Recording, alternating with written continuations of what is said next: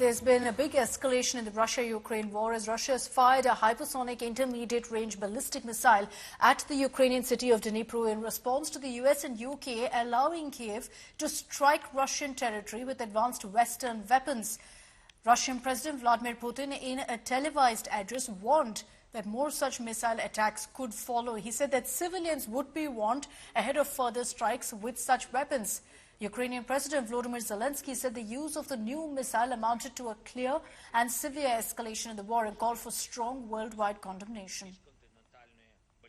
В ответ на применение американского и британского дальнобойного оружия 21 ноября текущего года российские вооруженные силы нанесли комбинированный удар по одному из объектов оборонно-промышленного комплекса Украины. В боевых условиях было проведено в том числе и испытание одной из новейших российских ракетных систем средней дальности. В данном случае с баллистической ракетой в безъядерном гиперзвуковом оснащении. So let's get you all the details of what's emerged about the retaliatory strikes by Russia against Ukraine, sending a strong message to Zelensky as well as his Western allies. This was an intercontinental ballistic missile that was launched at Ukraine, clearly targeting infrastructure, and this perhaps could escalate the war further.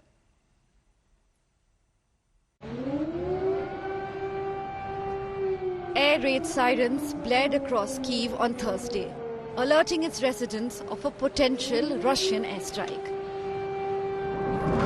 In what would be the first use in war of a weapon designed to deliver long-distance nuclear strikes, Russia fired an intercontinental ballistic missile during an attack on the Ukrainian city of Dnipro.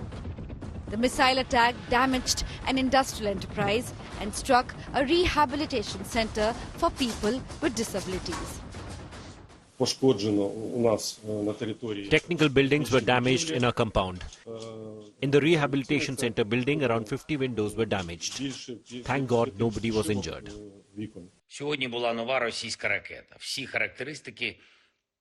Today there was a new Russian missile. An investigation is currently underway. It is obvious that Putin is using Ukraine as a testing ground. Kremlin also claimed to have shot down 2 Britain-made Storm Shadow cruise missiles with Ukrainian territory. The use of ICBMs marks a significant escalation in the war. ICBMs are designed to carry nuclear warheads, although technically they can carry any payload of equal or lesser mass with modifications.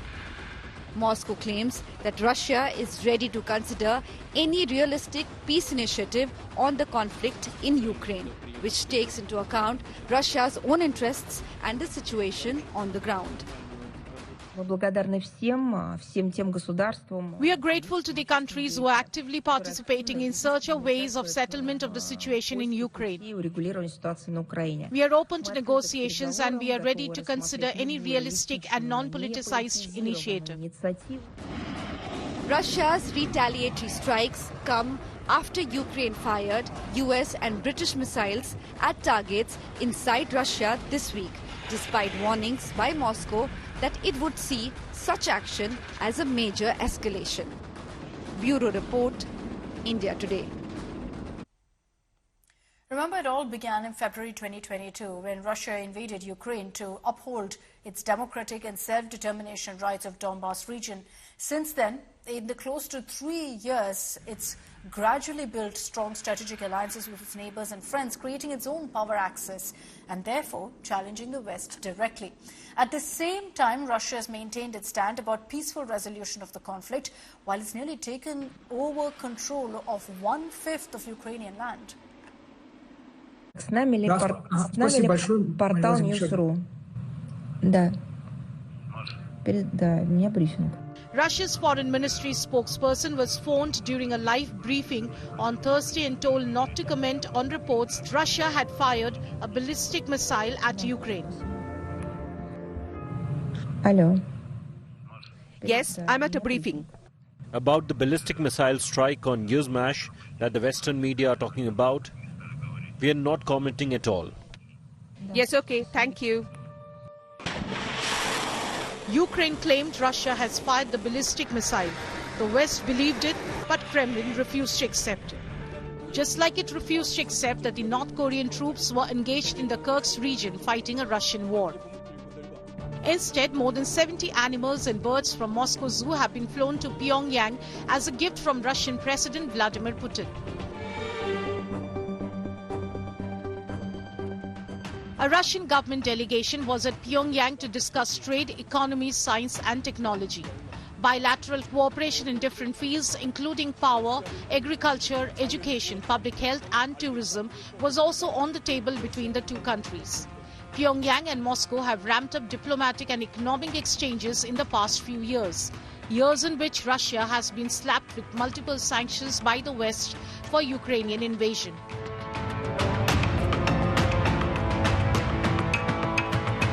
On 19th November, the day the war turned 1,000 days old, Russian forces took over control of Novoselivka settlement in Donetsk region. Russia continues to hit Ukraine hard, targeting its energy facilities as the winter sets in. And at the same time, Moscow insists on being open to peace talks to resolve the conflict. The key here is to take into account interests of our country. Just like North Korea, Russia engaged with its allies like Egypt to rally its own power axis. It successfully conducted a strategic nuclear exercise in the last days of October, and then Russian President Vladimir Putin approved changes to Russia's nuclear weapons policy, lowering the threshold for a nuclear strike in response to a broader range of conventional attacks. Update of the military doctrine does not add anything which the West wouldn't know, and does not add anything which would be different, let me put it this way, from the American doctrinal documents on what to do with nuclear weapons. We are convinced that the nuclear weapon is first and foremost a weapon to constrain any, prevent any nuclear war. Russia remains defiant in its own stand and continues to play its own power games. That eerily resembles the Cold War era power division of allies. Now, in its current form, the Russia-Ukraine conflict is concentrated primarily in two regions. Russia continues to push hard in the Donbas region, while Ukraine tries to gain ground in Kursk. While Donbas has been in the focus from the very beginning, Kursk rose to limelight much later. Here's why and how.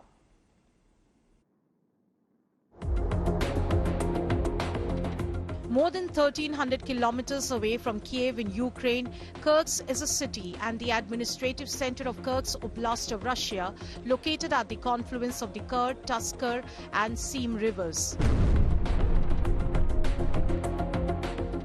It's the battleground under attack radar from Ukraine in response to Russian push in Donbas region. It is also the region where the North Koreans are fighting the war on behalf of Russia. There was also a separate report today from the main intelligence directorate and foreign intelligence service regarding North Korean military personnel in Russia. Already 11,000 in the Kursk region. We see an increase in North Koreans, but unfortunately we don't see an increased reaction from our partners. Ukrainian Airborne Assault Brigade released drone footage said to show strikes on Russian troops in the Kursk region. South Korean National Intelligence Service claimed that North Korea has also shipped additional arms for the war in Ukraine, including self-propelled howitzers and multiple rocket launchers.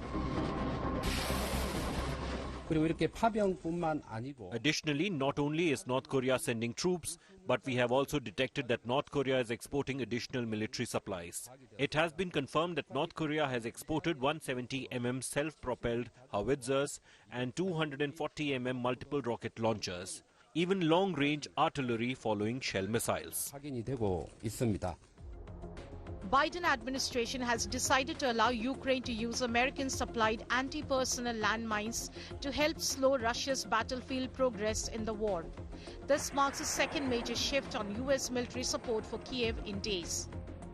We always adapt and adjust our policies based on real-world events, and the real-world events that we have seen are Russian advances, specifically Russian infantry advances in eastern Ukraine, and these non-persistent anti-personnel landmines are designed to blunt those types of infantry advances.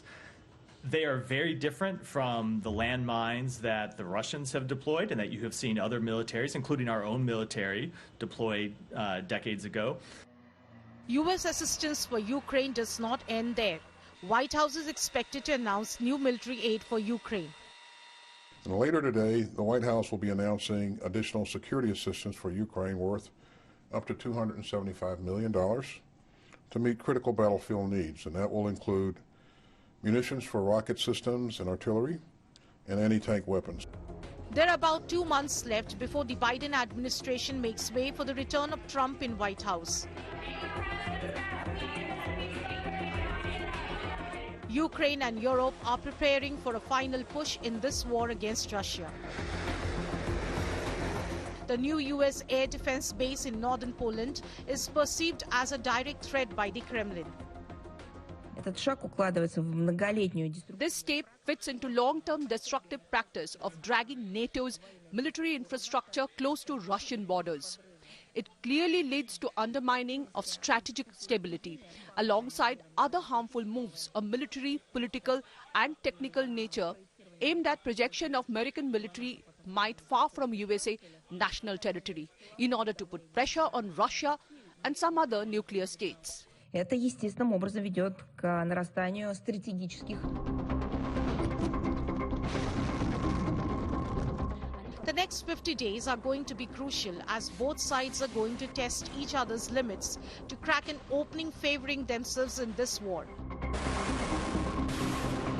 It's nowhere close to an end as it inches closer to its third anniversary. Bureau Report, India Today.